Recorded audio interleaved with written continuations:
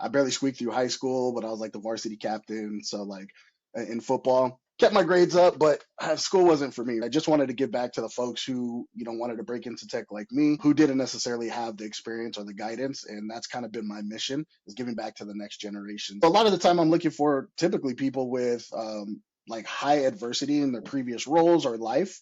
I think that's one of the biggest things that makes a great salesperson, great SDR in particular. Soft skills are more important. I can teach you the hard skills, but are you coachable? One, it's effort, right? Do people lean in when they don't know what to do, or do they get paralyzed? And early on, you can notice when an SDR is overwhelmed, how do they react to that adversity? And like as you guys know, like probably one of the biggest things when it comes to call reluctance, it's the fear of the unknown. So if you feel that with information and what to expect, that's eliminated because those days are over. Like it's not going to resonate if it's not transparent and genuine. I'm a big believer. Smarter SDRs who know how to use AI are going to be way more effective SDRs at the end of the day, but they're not going to be replaced by AI. And that's one of the biggest mistakes because your top performer still needs to be pushed. They still need to be groomed. Maybe less handholding, but more like motivating and pushing them in the right direction, or else they're going to get bored and they're going to leave. What I've noticed is with companies, they don't have a clue what they want to do. They'll just hire an SDR. They've never actually had an SDR. They've never been an SDR.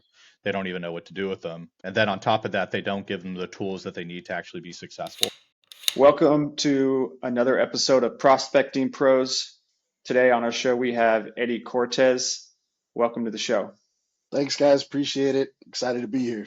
All right, Eddie, tell the audience a little bit about yourself and how you got to where you are today. Yeah, absolutely. I'll give a colorful story, but I'll keep it brief. So essentially for me, I've always been the guy, like I wasn't really a big school guy. I barely squeaked through high school, but I was like the varsity captain. So like in football, kept my grades up, but school wasn't for me, right? I didn't really know what I wanted to do. So I kind of did a couple things here and there, got into real estate in 2008. That was a perfect time to get into it, right? Back in 2008. So I was like, man, I'm getting kicked in the teeth. This isn't for me. So I kind of did a lot of different things, even tried to be a contractor at one point. I went to electrician school for a while. But being a left-handed guy, it's super difficult to use right-handed tools, and I didn't have that. So I was one of those guys trying to figure out what I wanted to do, but I knew school wasn't really my thing. And during that time, I was doing a few retail jobs, a few sales jobs, selling cell phones. I sold cars for a while. And then, I really fell in love with sales and really enjoyed it, good at building relationships. And at one time, one of my clients was like, hey, man, you're pretty good at sales. Like, why don't you like get into a startup out here? And by the way, so I'm an LA native, right? There's no shortage of startups out here. But then I found out, it was like early 20 teens. Hey, you need a 1 year, 4 year degree. You need 1 year experience just to break in. And I didn't check any of those boxes. But what I realized was all you needed to do is get really good at cold calling and prospecting, and people will give you a shot. So I took off the job, off the resume jobs, got really good at cold calling until I felt ready. And I just started door knocking on companies' doors, dropping off resumes, getting in front of hiring managers, getting in front of sales managers until somebody gave me a shot.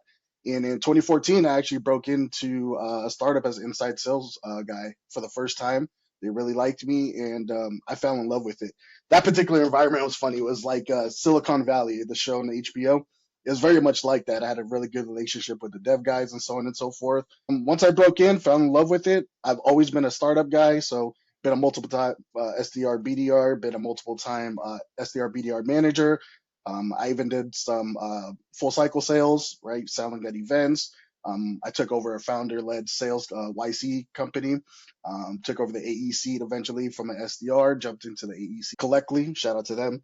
And at that point, I just learned on the job, did everything I could to get really good at what I was doing, managed, coach, more than 500 SDRs at this point now. And really found this was a great place for me to be. Enjoyed coaching, enjoyed mentoring, and I just wanted to give back to the folks who wanted to break into tech like me, who didn't necessarily have the experience or the guidance. And that's kind of been my mission, is giving back to the next generation. So now SDR manager over here working with Level Up, and we've got a great team and super excited to be here. Yeah, that's quite the intro. Yeah, there you go. I do think though, like when it comes to having a degree and being like a salesperson, it's really not necessary at all. Almost 0% necessary. Especially with a lot of these companies, just coming out of, like, for example, YC, they're not very complex, to sell or do SDR work. And then half the time your degree doesn't even apply for what you're selling. So Exactly. you get a business Yeah. administration degree and now you're selling AI automation. Yeah, exactly. I was like, man, like what's going on here? Guys, even at some point, you may remember this, but in the early 2010s, like they were putting IQ tests as part of their like the hiring process. And I was like, oh man, I'm not gonna make it in this. I'm a good talker, I'm a personable guy, but man, I don't know about this. And Mhm. I kept going through it and I found my avenue. So yeah, it definitely doesn't translate, especially of like all like the SDRs I worked with over time. A lot of them come from like hospitality space, right? A lot of them come from different industries like teaching, and in Mhm. particular, those reps are the ones that do really well because they understand people more than anything. I couldn't agree more though. It's like I would say having a college degree will help you if someone's looking at a bunch of resumes, it might help you move up to get that interview, but actually doing the job. Like I went to a 4-year small private school, very good, college in California. And I can't really say I learned a whole lot there that translates exactly to the work. Like everything I learned was on the job. And specifically with SDRs, I think that it's not like this is the career path that most people take, right? They typically bounce around, or they've gone from playing sports to maybe they had like an illness, and then it's just like this is kind of they landed here. And then they're like, oh, this is actually kind of cool. Like I can work from home, or in some cases you're in the office.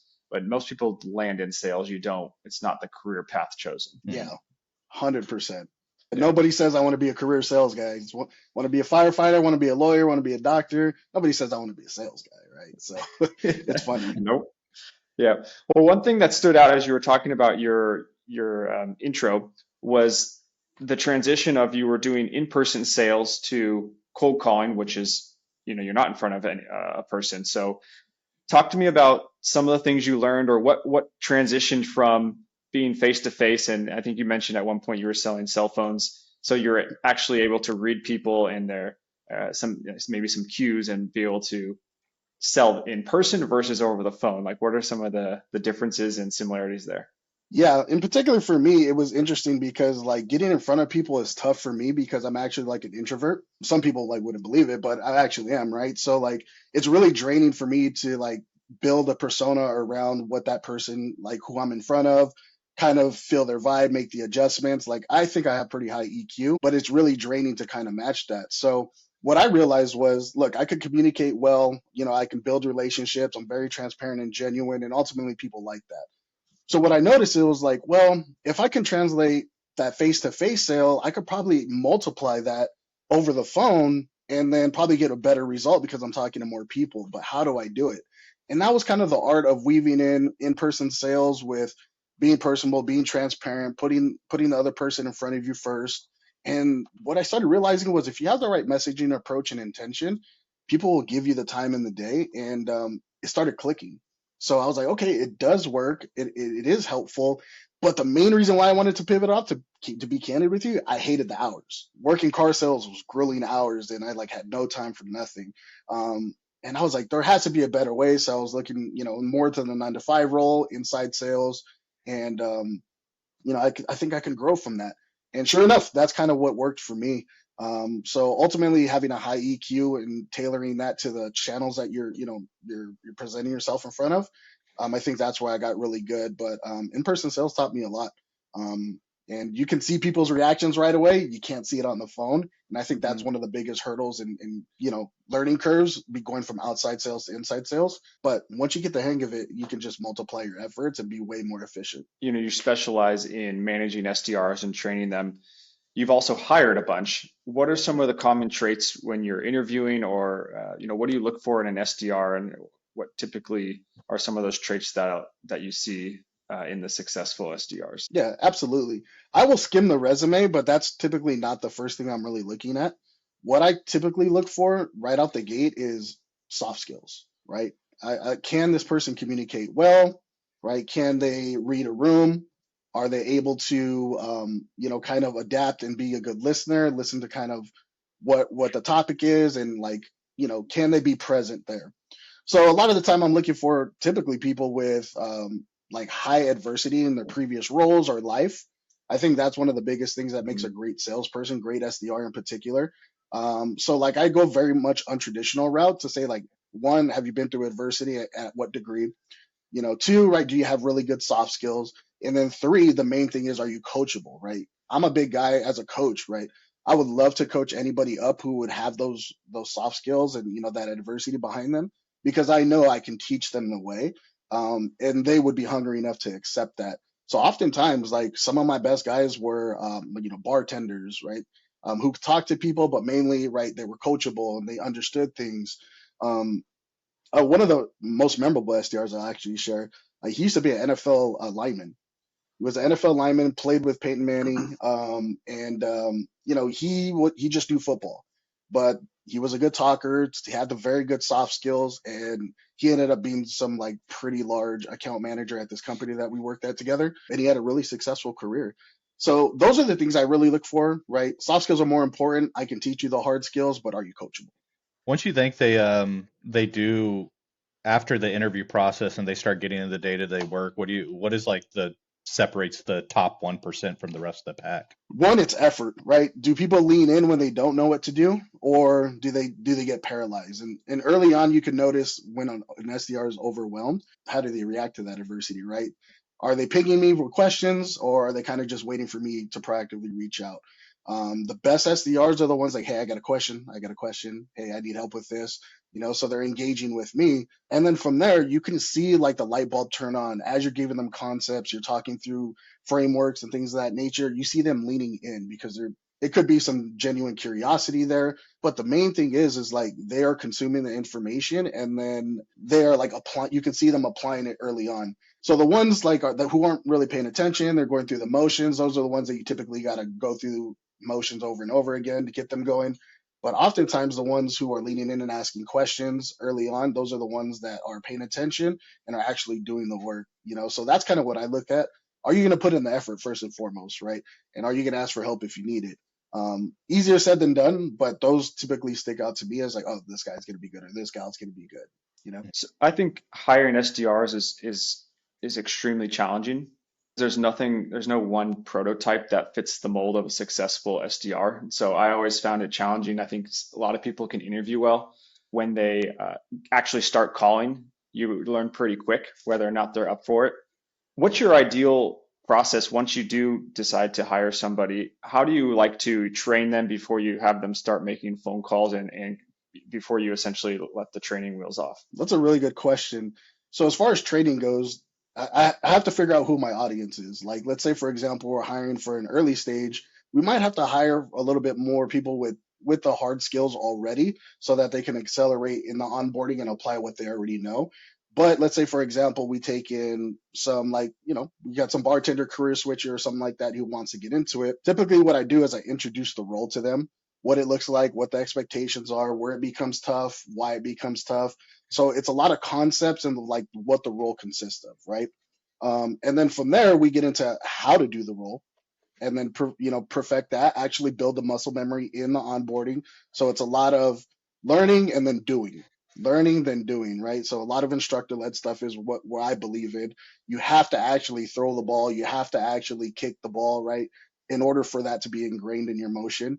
And then from there, when you arm everybody with the right, ideal customer profile, you give them all that right information and they've done it, then at that point, when you put them on the phones, they don't feel scared. They don't got that call reluctance because they basically simulated the job a week in advance, and now they're ready. And like, as you guys know, like probably one of the biggest things when it comes to call reluctance is the fear of the unknown.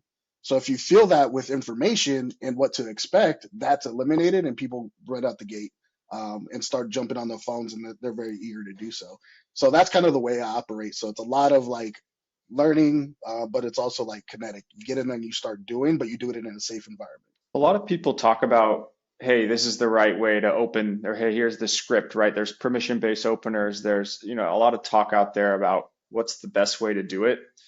And there's also a lot of talk about it's not as important as what the script actually is, but it's the tone and the delivery. What is your kind of balance there? Do you have any, what's your take on, the balance between the script versus the delivery of what's actually in the script? This episode is sponsored by Level Up Leads, a B2B sales development and appointment setting agency. Companies always need pipeline, but they oftentimes don't want to hire SDRs internally. The whole process is risky and expensive. You've got hiring costs, onboarding, training, additional spend on your tech stack, a few months to ramp up. And with that being said, SDRs are a high turnover position, and the person you hire might not necessarily work out, so you need to start all over again. That's why companies outsource this. Level Up Leads allocates a team of people, their tech stack, so you can onboard and launch your campaigns in about a week. They set qualified meetings in your calendar so your team has more selling opportunities.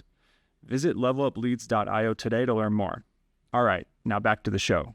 This is a good one here. When it comes to openers in general, like whatever works for you and you're getting the result, you're getting through that next step of the script, then make it your own. I typically prefer like a PBO, just to have the prospect opt in, because if they do, they're going to be really paying attention to the next segment of your piece. And that's where the meat is right there, right? Like the reason for the call. So oftentimes, like I'm okay with how you approach it, but you need a framework to follow. You can't just go off the cuff, right, and freelance. You need a talk track, right? So I'm not a big script guy, but I'm a talk track guy. Provide the guide rails of how to drive the conversation. Now, some people can actually just kind of free form it and do their own thing, but those people are typically like the extroverts who can start conversations with anybody. So it's very hard to scale on a type of personality trait. So I'd rather prefer give you best practices in a talk track. And what that really looks like is you have structure from open to close, you have discovery in the middle, and the messaging has to be relevant to your audience, right? And it can't be about you and your company. It has to be more about them, their challenges in particular, and then tie in how you can solve those challenges if they resonate. So that's always been my approach. And it's more of like that risk aversion, right? People are 2 times more likely to take action on something to avoid pain or a problem as opposed to gain, right? And the example I always use is you hear the little gecko saying we can save you 30% or more on your car insurance, right?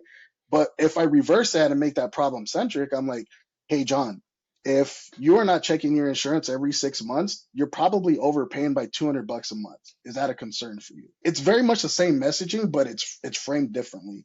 And that's what I like my approach is teach my reps on how to learn about the problems that they solve for their audience as opposed to the product they sell and the features and benefits. So tucking that into a talk track, having some structure, but also giving them some room to make it their own. That's kind of my overarching concept. I agree with the whole framework. I was my first few jobs on cold calling, I had the 2 extremes. I had no talk track, so I was just winging it.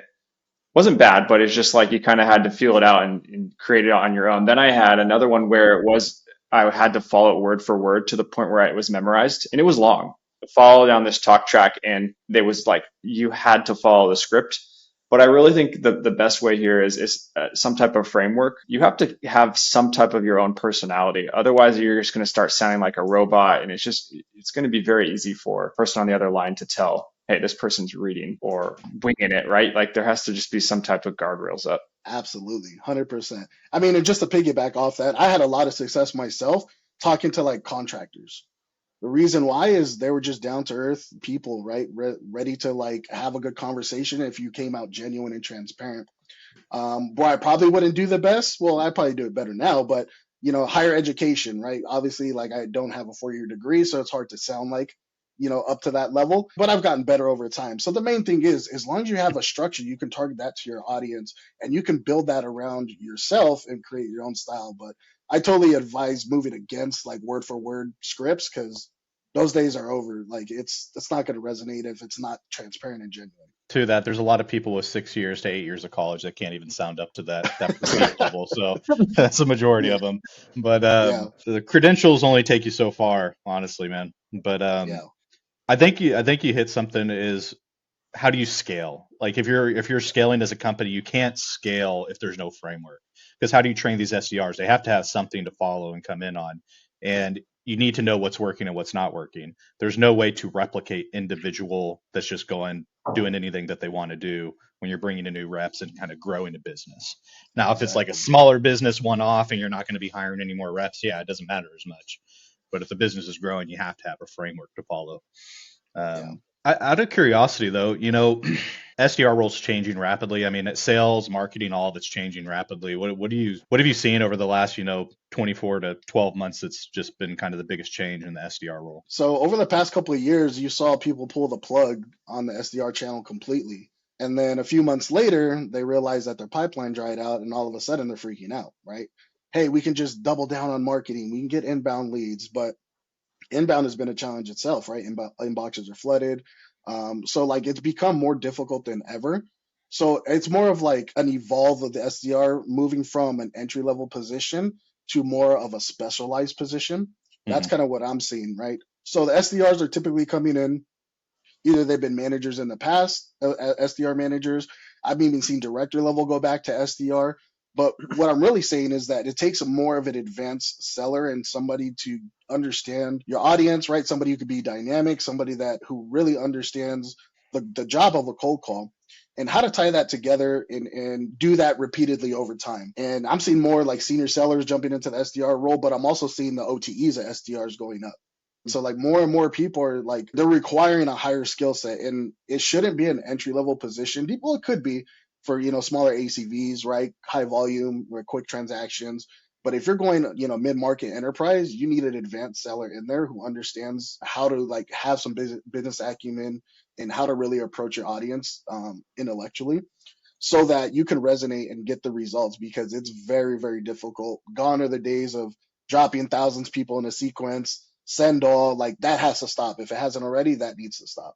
So like a lot of that's changed. It's not just volume now, it's very much intentional outreach and with high quality touch points that resonate with your audience and showing your audience that So it kind of went from spray and pray to like very targeted, and you need to record, a specific skill set to carry that across. So that's kind of like the big trend and shift that I've seen. That's valid. Is I know people are saying, oh yeah, the days of the SDR are gone. Um, I just don't see how that's even possible. There's no way that you can get rid of a SDR if you're doing mid-market to enterprise deals. You have to have somebody prospecting 24/7. There's just no way. It's not like you're going to run Google ads and LinkedIn ads and start converting $500,000 deals. Not going to happen. So, and how many conferences can you go to a year? Yeah, I mean, a prime example was this. I was with a previous company who sold contractor management software to like um, companies like Exxon, Shell, utility companies like NRG, mining companies like International Paper. These are gigantic global companies, some of Fortune 5 refineries. There is no way you're going to go to conferences for, and maintain growth in doing that. You just can't. And that was like a 200K ACV sale. So they never went outbound before. And kid you not, I jumped in there as like a very much a senior SDR, right, with my experience, and generated 1.6 million in pipeline in 2 months just by going outbound, kind of framing everything, building a process about what we're talking about here. And it was super effective. So like that's what outbound is now. You need somebody in there. You need the right tools, the right process in place, and you need the right talent doing the right things so that you can get the outcomes. Like it's doing more with less nowadays, really. Mm-hmm. So yeah, so that to me that was just a good example of kind of what outbound looks like today, as opposed to where it was. There's a lot of discussion online about AI SDRs. When we were talking to Justin Michael, he was here on the show before you. He actually thinks there will be more SDRs than before, rather than getting rid of them. He actually thinks that there will be more. But yeah, there's lots of talk. I definitely think there's use cases. But someone in the LinkedIn comments made a funny joke. He's like, you can't play golf with an AI SDR, or you can't go out to drinks with an AI SDR. And that kind of just like touched on the whole relationship building. And I think these bigger deals require that. That doesn't mean you can't do some type of better research or some type of AI assisted outreach. But a lot of this starts with discovery on the phone. Some of this stuff isn't public information. You have to get out there and get in front of people. I don't really think it's even close right now in terms of using cold calling to your advantage to understand your ICP. There's so many startups out there that are just trying to still understand which direction, who do they need to sell to, who's the final decision maker, and there's just no better way to do that than picking up the phone. Oh, absolutely. Look, and I'm a big user of AI. I mean, we all use it every day, but it's not a replacement of the seller. It's an enhancement of what you can do and how quick you can do it, as opposed to like, I used to flip through a phone book and make phone calls. Right now, I can go drop a list in there, right? Go and actually target them based on my criteria, build a list quickly, and then I can also build messaging that resonates very fast with AI. But you need the person to actually control that. And I think that's where the misconception is like you can put a machine to do a human's job. No, you still need a machine, to do the job, but it's a human controlling it. And that's where I'm a big believer. Smarter SDRs who know how to use AI are going to be way more effective SDRs at the end of the day, but they're not going to be replaced by AI. That's Yeah. for sure. It helps, for research and analytics. I mean, that's what I use it for. Is before, when you're researching a company, it take you hours to really truly research. Now I can get a full, SWOT analysis of a company in 3 minutes before I get on a call. Right. Yeah, And 100%. so It's something like that takes like weeks or months of market research, I can just have it spit out in 2 minutes. 100%. Like when I was going after these Fortune 5 refineries, I broke down a 10K in 3 minutes, right? That would have taken me, 30 minutes, an hour, right, to find the relevant information and frame it. Took me, 2 to 3 minutes, right? So that's the power of AI, but you need to have the right talent and the right person controlling it, or else you're going to just get bad output. I got another question. This is regarding real SDRs, not AI SDRs. So right now you're managing 40 SDRs. Give the audience a little bit of insight into like what is that like, and then what are some suggestions just from some of your past experience in terms of managing SDRs? If you are managing a team of 40 SDRs, buckle your seatbelt, right? There's a lot going on, not just the day to day, but also just taking care of the individual. So one of the most challenging things that I've noticed at a team that size is identifying like where your talent is and where they need to be, right? So one of the biggest things I did when I first came on board and started to learn the larger team is I kind of did an assessment. Where are they at skill wise, where are they career path wise, where do they want to go? And I went through those assessments one-on-one to learn where my talent is. From there, I really identified my top performers, middle performers, and then, kind of like the middle to bottom performers. And those are always rotating out, right? But the main thing, the important thing that you have to really consider is what do these people need to get to where they want to go, and what do they need to be effective SDRs, right? Top performers, well, what I've seen in the past, big teams, most people forget about their top performers and let them do their own thing. And that's one of the biggest mistakes, because your top performer still needs to be pushed. They still need to be groomed, maybe less handholding, but more like motivating and pushing them in the right direction, or else they're going to get bored and they're going to leave, right? Now, oftentimes with, let's say, your lower performers, it's either a skill set thing or it's a behavioral thing. It could be a little bit of both. Analyzing where they are there and then coming up with a game plan to get them right up, higher performing. That's also like a lot of challenging cognitive load. But understanding where your talent is, figuring out how to manage the day to day, and then motivating each individual accordingly, so that you can not only change behaviors, but you can get the right outcomes. And I think that's one of the most difficult challenges with a large team, is giving them that face time, dissecting everything, and then actually executing on that with some kind of coaching plan. But taking care of the people is tough. It's tough, but man, I love it. The SDR role, generally, regardless of the company, it tends to be high churn. What do you think some companies can do to prevent that, to incentivize them, to make them feel, I guess it should be real, it's not the most fun job, right? To like the job more. What are some things that companies can do to keep SDRs in the role for longer periods of time? That's a really good question. So when I think about it, is investing in your SDRs up front with a strong onboarding program. That kind of not just gives them the day-to-day job, but also helps bring them into the culture. So oftentimes what you really want to do is hire for people that are aligned with what the culture looks like, and then set them up with a strong onboarding so that they're not only bought in, but they can perform well. And if they have early success, there's going to be less hesitation down the road and less reluctance, saying, hey, we made a bad choice. Either the SDR feels that way, or leadership feels that way. So kind of getting them molded early, but really finding the right people, understanding what your culture looks like, and hire against that, with a good onboarding plan. Like that helps mitigate a lot of that early churn. What I've noticed is with companies, they don't have a clue what they want to do. They'll just hire an SDR. They've never actually had an SDR. They've never been an SDR. They don't even know what to do with them. And then on top of that, they don't give them the tools that they need to actually be successful. And then they fire them and say, oh, yeah, it didn't work out. It just wasn't cut out for it. And it's like, okay. Yeah. I have a lot of those conversations. Yeah, I've been there. I've been the guy that's been let go and brought on after 3 months, right? And it's like, outbound's not a switch. You don't just flip it and all of a sudden you get leads. It's a system, it's a process, and it also takes a little bit of time to develop properly. And oftentimes, right, like some VC-backed companies really don't want or don't allow the time for it to like stand up properly.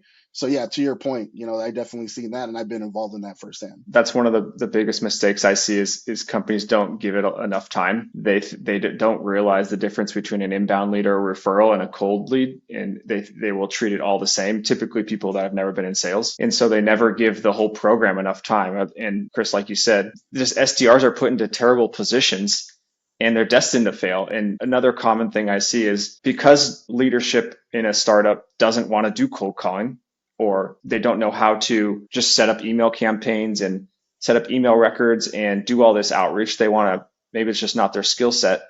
So what they do is instead they say, oh, I'll just hire somebody to, they'll figure it out. And it's just like, it's a recipe for disaster. I think for anybody listening out there, if you are going to hire your first SDR, I would recommend that you create some general process and you have some type of baseline metrics for them to go off of that you've done yourself or someone in your team has done. Because if you expect an SDR to come in and figure it out for you, it's likely not going to happen. Absolutely. That's where the risk you take, right? If let's, for example, you hire a VP from like, a large org, and then you bring them into a startup, that I've never seen that work well, right? For that particular reason, they haven't been in the trenches that long, or they've been so far removed. You have to know exactly what it's going to be like for your SDR and set them up, accordingly. So yeah, I totally agree there, John. All right. Well, I want to wrap this up. Eddie, I feel like we could talk for another hour on this topic. We're all heavily invested in SDRs and outbound and cold calling. So you're the man for leading the charge and managing all the SDRs. Where's the best place for people to find you? Yeah, for me, you can just catch me on LinkedIn, Eddie Cortez / Coach Eddie C. You can catch me there. Any SDRs, SDR managers want to connect with me, love to connect and talk shop. The main thing there is let's support our SDRs. Let's get rid of the cold calling is dead stuff, because we know that's not true. But let's build up the next generation of SDRs so that we can totally squash out this whole argument that SDRs could be replaced by AI, because we know that's not true as well. So find me there on LinkedIn. Happy to connect with you guys. And yeah, this has been great. Appreciate you guys. Thanks for coming on. Likewise, man. Appreciate it. Absolutely.